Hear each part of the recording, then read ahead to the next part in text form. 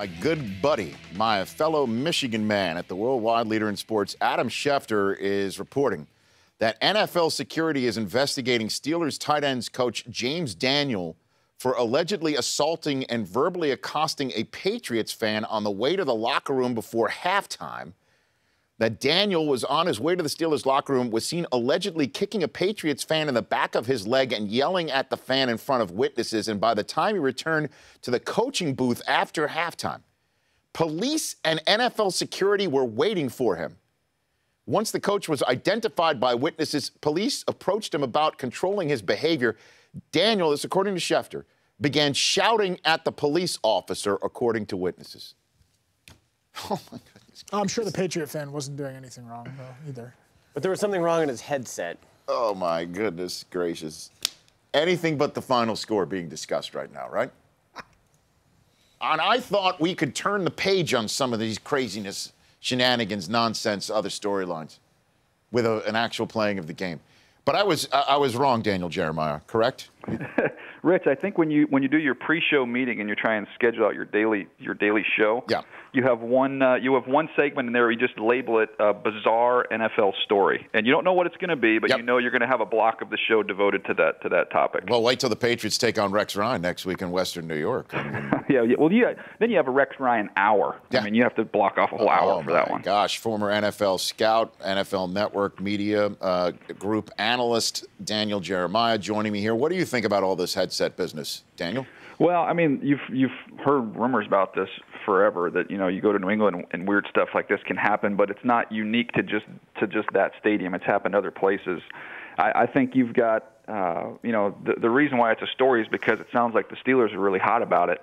Other people have gone through there and in different stadiums and had this pop up, and they've been frustrated, but it hasn't really gotten out into the public. I think the Steelers, it sounds like they've really made it be known to a lot of folks that they're not happy. Yeah, the Jets in an AFC Championship game in Heinz Field with Rex Ryan, Brian Schottenheimer needed to be screaming plays into Mark Sanchez. You were using walkie-talkies at one point because the headsets went down. I mean, I guess it has happened in other places, but just hearing you spent time with the Ravens and several other organizations in your time as an NFL scout. When you're saying that people talk about it, do they literally just call up the phone and say, you know what, the Patriots are cheating when they go there? I mean, is that flat out what's being discussed behind the scenes? I just think there are people have always said around the league the Patriots always push the envelope, and there's always, it's just people use the word, well, I guess it's just a coincidence. A lot of people go through there and have issues with this type of stuff.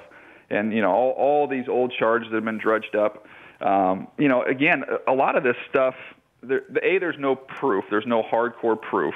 And then B, a lot of stuff they do, like I know a lot of people were upset about them shifting last night at the goal line. Well, what's the risk? I think it's a smart move. I mean, you get a penalty. Question what? A foot? And then they get the Steelers. It backs them up 5 yards, changes the whole structure of what they want to do down there. So, it depends on where you lie. I know there's a lot of people in the league that feel like, hey, they use every possible advantage they can right up to the line, and good for them. And there's a good segment of people that think they go over the line. One of the games for the rest of Week 1. Let's talk about some other games in Week 1, and one that obviously we sensed at the time of the draft, knowing that Tampa and Tennessee were playing each other in Week 1, that it could be Winston versus Mariota, and it will be. What do you expect to see out of that game this weekend, DJ? I'm fascinated to see how much of the game they put on the quarterbacks, because I'm tempted to say, from what we've seen so far in the preseason and how the roster's shaped up, I think that Winston's going to have more on his shoulders. They're going to let him, put the ball up in the air more. They're going to let him go down the field. He's going to be making checks at the line of scrimmage. I think he's going to have a full plate. And I'm guessing with Mariota, they're going to try and run the ball. They're going to get him comfortable with some quick stuff. They're going to get him out of the pocket.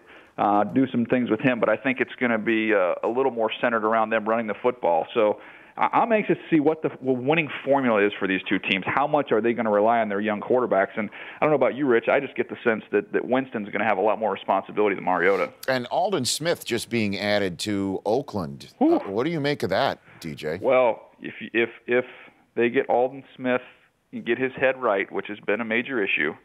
When his head is right, he's as good as anybody rushing the passer, and we don't have a better young defensive player in the NFL than Khalil Mack. So, I mean, I think it's kind of a low risk, high reward for the Raiders. I mean, they're kind of going for it here. You're in a division where you've got to get after Phillip Rivers and Peyton Manning, and now you could conceivably throw Khalil Mack, who they're finally going to let to rush the passer a little bit more. And if Aldon Smith is out on the field on the other side, that's a different looking group. Now, the people he could be surrounded by in that coaching staff, Ken Norton Jr., then there's Rod Woodson, who, by the way, is an assistant defensive backs coach there. Hopefully they got the guys there. They definitely have the guys there that keep his head on straight. That's for sure. Yeah, they have some really good leaders there. My one concern, if I was going to look at it from the other side, is getting him out of the Bay Area. Yeah. You know, with all the issues he's had there, maybe that would have been a good idea.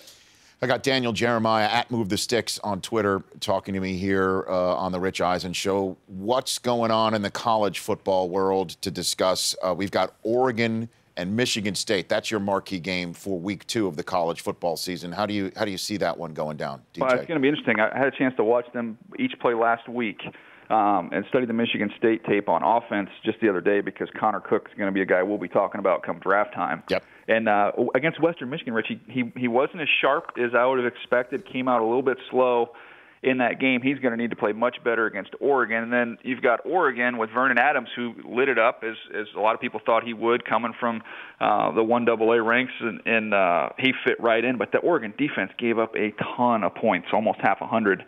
So this could shape up to be a real high-scoring game. It's going to be entertaining. I'm just looking forward to seeing Connor Cook against a team that's got a lot of team speed. How does he play? He played great for a half last year at Oregon, then made some mistakes there in the second half. So this is going to be a nice litmus test for him. And another guy that a lot of people are expecting you and I and Mike Mayock to be talking about come February at the Combine is Hackenberg at Penn State. And Christian Hackenberg and Penn State losing to Temple. What did you see on film? Have you been able to take a look at what that game looked like, DJ? I broke it down, Rich, yesterday. And, look, he got sacked 10 times. And there were several of them where literally, I mean, he just gets to the top step in his drop, and he's getting hit in the back of the head. They had a junior college left tackle starting for the first time, and he really, really struggled. And then even schematically, there's times where they've got a 5-man protection. They're bringing 6 guys, and you pause the tape. There's receivers are 10, 15 yards downfield with their back to the quarterback. We got to have some kind of a hot in there so this guy can protect himself and get the ball out of his hands. If it's just from schematically, from personnel he has in front of him, it's going to be tough to evaluate him. I know he's got a strong arm. His decision-making has not been great, and he's kind of all fastballs right now. Needs to work on his touch. But, Rich, it's hard to evaluate a guy when he's getting hit each and every play. And this is going to be it's going to be a really, really tough evaluation if and when he decides to come out. Notre Dame takes on Virginia this week. We had Brian Kelly on the show a couple days ago, made some news. A lot of people picked up on our conversation about getting Michigan back on the Notre Dame schedule. But the one thing that he said to me that stuck out, kind of got lost in that Michigan Notre Dame wash, was the accusations in a way. Not an accusation, that's a strong word. But other coaches across the college landscape, Missouri's coach, Clemson's coach, basically saying that Notre Dame's schedule needs to be including a conference championship or a 13th game for them to be eligible for the playoffs at the end of the season. And this was Coach Kelly's response. Our situation is that we don't play any 1AA teams. And, I think that when they decide not to play 1AA teams, then maybe we could be on an equal footing. But we're gonna play teams that give us a quality schedule, and that's all really we can control. From year in and year out, and we'll continue to have a robust schedule, and those are the 12 games we'll have. And I think that's when we measure up our schedules, I think you'll find that our stand up pretty good. Yeah, he says no cupcakes, basically. Cupcake free. Yeah, this is a weird year to try and attack Notre Dame for scheduling. When you go through and look at who they're playing, I mean, good night. They're playing Clemson. They're playing USC. I know Stanford lost the other day, but that's a very tough opponent. Temple, as we saw against Penn State the other day, is going to be good. Georgia Tech open up with Texas, who, when you make that game, you think you're going to get a little more fight from the Longhorns. So, come on. Notre Dame's schedule is plenty tough. And he has a good point, in terms of those other teams. Let's schedule some tougher out-of-conference games. Although I will say this, Rich, Clemson this week, They've got their hands full. Yes, they do. It's Appalachian State, so I can't really make my point right there. But, I mean, in Hawaii is not 1AA, but Ohio State's scheduling Hawaii in the Horseshoe for their home opener. Have you seen the Hawaii uniforms, Rich, that they're wearing this week? Are they? I have not. What do they got? Oh, you have to get those up. You have to send those out on your Twitter account, and you need to put them up on TV. They might be the most beautiful old-school rainbow uniforms I've ever seen. So they'll look nice when they get their behinds handed to them. And they'll get paid handsomely. I make no other promises. No, but in all seriousness, though, you've got Alabama against hosting Middle Tennessee. You've got Baylor hosting Lamar, which I don't know if that's Heady or Headley. And then you've got another matchup, Stephen F. Austin at TCU. I mean, doesn't Coach Kelly have a point here? Oh, absolutely. And that's why I just think it's who is trying to call out Notre Dame for who they're playing? I mean, how do you make that? They're just saying that they don't have that conference championship game that might trip them up like everybody else. Yeah, but he made the counterpoint, which is no cupcakes. So they got no layups, and they have to earn it each and every week. And look, I just think the Big 12 doesn't have a championship game right now either. So, I mean, I just think it's silly anybody's coming after Notre Dame, especially when you look at some of these other schedules and some of the games you just mentioned. Daniel, thanks for calling. Appreciate it, Rich. You got it. That's Daniel Jeremiah at Move the Sticks. The Rich Eisen Show, weekdays at noon Eastern. On Audience.